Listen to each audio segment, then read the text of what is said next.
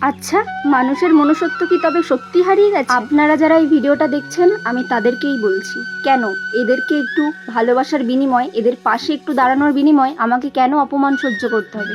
কেন এত কটু কটু কথা শুনতে হবে? আমি কি কোনো খারাপ কাজ করছি? আপনাদের সামনে কোনো আজে বাজে ভিডিও আসলে সেই ভিডিও শেয়ার করার আগে একবারও ভাবেন না। আচ্ছা, আপনাদের কি মনে হয় না এই অবলা প্রাণীগুলোর জন্য একটা সাপোর্ট কতটা জরুরি? অনেকেই আমাকে প্রশ্ন করেন কেন আমি ওদের জন্য এত কষ্ট করে রান্না করি।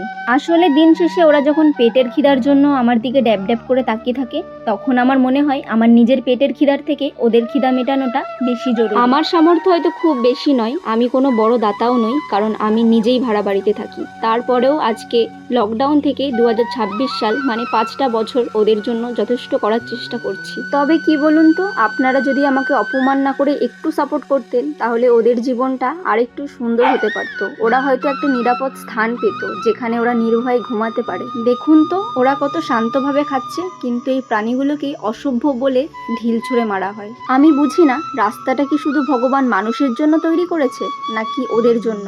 স্রষ্টার সৃষ্টিই তো হচ্ছে কি ওরা, তাহলে স্রষ্টার সৃষ্টিকে আমরা ভালোবাসতে কেন পারি না? এই সমাজ, এই রাস্তা সবই তো ওদের, তবে ওরা কেন সবকিছু থেকে বঞ্চিত থাকবে?